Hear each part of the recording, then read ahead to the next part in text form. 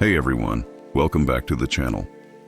Today, we're diving into a topic that's both uncomfortable and absolutely critical: the real, hard dollar cost of racism in America.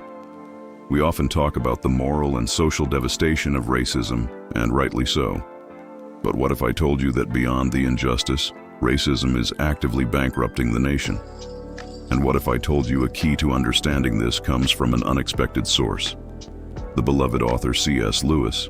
Stick with me, because this conversation might just change how you see everything. Let's start with a staggering number. According to a 2020 report by Citigroup, racial inequality has cost the U.S. economy an estimated $16 trillion over the last 2 decades. Let that sink in. $16 trillion. That's not some abstract figure. It's lost GDP. It's wealth that was never created, businesses that were never started, and opportunities that were never realized. How does this happen? It's a systemic issue, a complex web of interconnected problems. Think about the wage gap.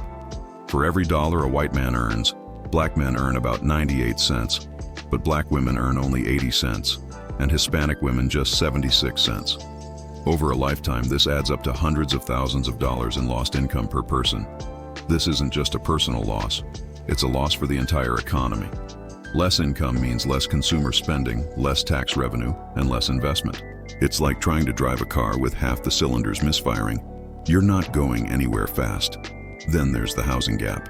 For generations, discriminatory practices like redlining systematically denied black families access to prime real estate and favorable mortgages. Homeownership is the primary way most American families build wealth.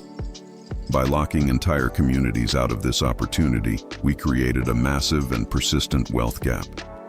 The median white family today has about 8 times the wealth of the median black family. This disparity isn't an accident, it's the direct result of policy and prejudice. And again, this isn't just a social problem. It hobbles economic mobility and suppresses the potential of millions. This brings us to education and business. Inadequate funding for schools in minority-majority neighborhoods creates an opportunity gap from childhood.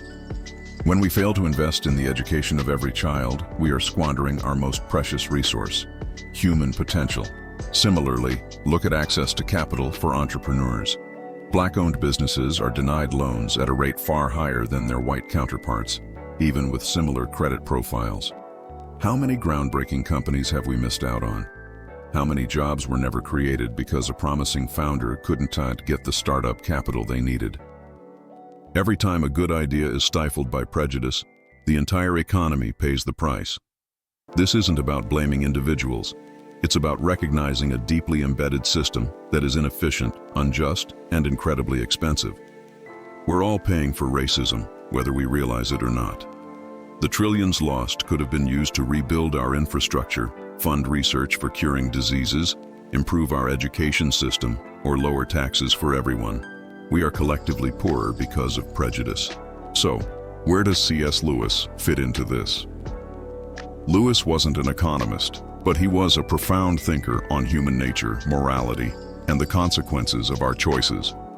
In his works, particularly in The Abolition of Man and The Screwtape Letters, he brilliantly diagnosed the modern tendency to reduce human beings to mere objects or resources to be managed, rather than souls to be respected. Lewis warned against what he called men without chests, people governed by cold, detached calculation or raw appetite, but lacking the chest, which he saw as the seat of sentiment, conscience, and honor. This is the part of us that recognizes inherent value and dignity in others. When a society loses its chest, it starts to see people not as ends in themselves, but as means to an end. It begins to justify exploitation and oppression in the name of efficiency or profit. Racism is a catastrophic failure of the chest.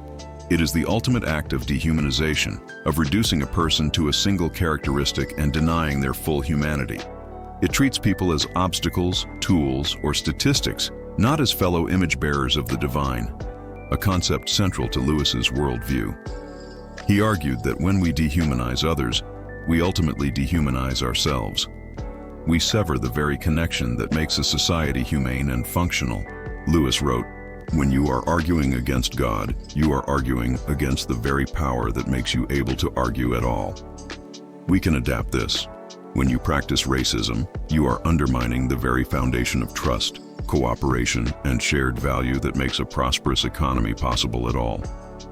A healthy economy isn't just numbers on a spreadsheet. It's built on relationships. It's built on the belief that the person you're dealing with will act with a degree of fairness and integrity. Racism corrodes that trust. It poisons the well.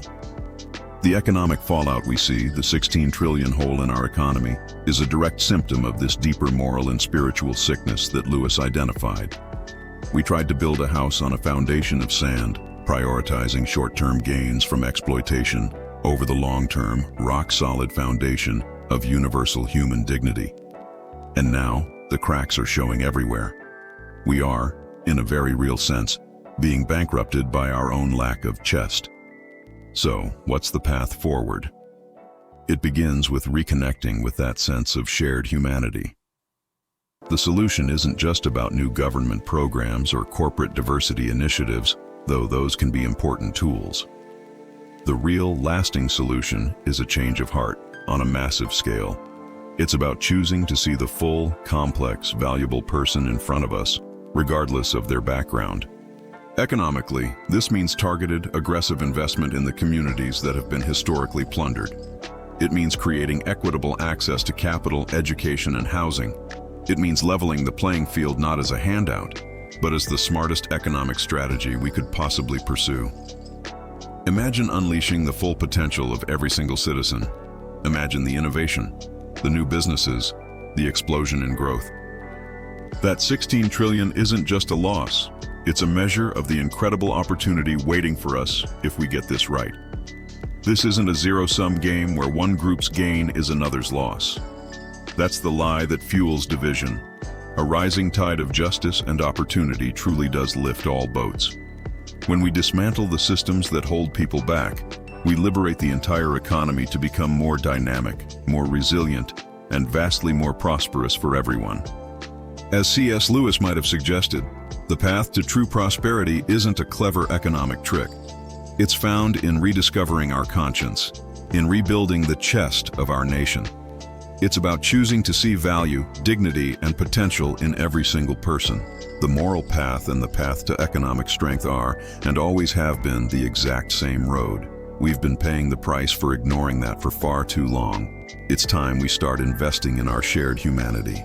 Thank you so much for watching and for engaging with this difficult but vital conversation.